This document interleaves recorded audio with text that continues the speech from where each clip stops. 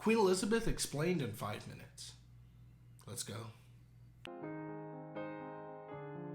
Elizabeth Alexandra Mary Windsor tragically passed on September 8th. During her life, she was Queen Regnant of 32 sovereign states. It was monarch of 15 of them. She brought the old monarchy reeling from World War II into a new era. She reigned for 70 years and 214 days, which is the longest of any British monarch and the longest of any female leader in history, and has become one of the most iconic leaders of our generation.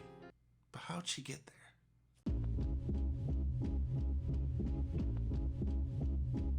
Elizabeth was born in Mayfair, London, and was the child of the Duke and Duchess of York. Elizabeth's life was crazy. She was decked out in pageants, ready to be queen as soon as she was ready in line. I mean, her life was filled with luxury and praise from the whole kingdom. Whoa, that is not how it was. Wait, really? Nah. Not one But in bit. the movies, in the movies, this is real life. This is not the movie. Truly, she was not expecting or even thinking about being queen, but fate had a different idea. Yes, we're getting to when she was queen, but before she was queen, she was getting busy. And no, not like that. In 1940, during World War II, Elizabeth wanted to encourage her fellow young people, so she wanted BBC's Children's Hour to give an encouraging speech. And we are trying too to bear our own share of the danger and sadness of war.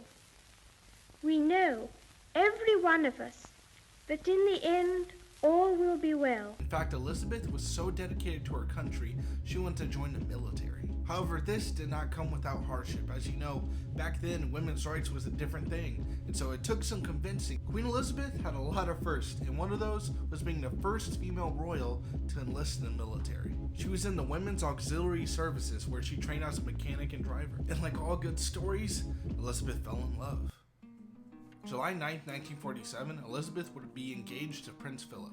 They got married later that year, and their ceremony was broadcasted to over 200 million people to think The Bachelor had an audience. Yes, here's to the juicy part, how she became queen. This follows the trends of a lot of firsts, but her uncle, her father's brother, was the first to ever abdicate and dip out the throne.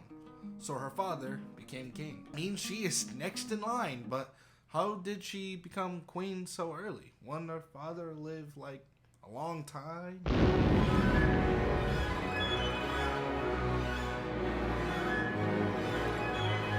In 1952, King George VI, Elizabeth's father, would pass away, making her queen. At just age 25, she became queen, and her coronation would be listened and viewed by 277 million people. Goodness.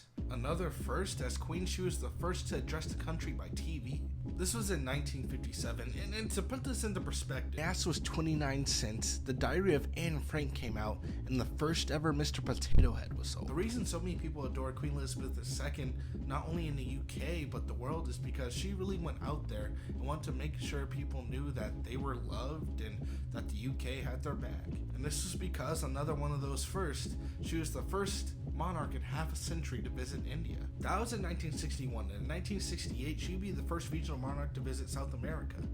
Then she was the first monarch to visit mainland China. British monarch, by the way. I'm not trying to mess up the history here. She also visited the Persian Gulf countries in 1979. She was also the first monarch in over a century to visit the Republic of Ireland.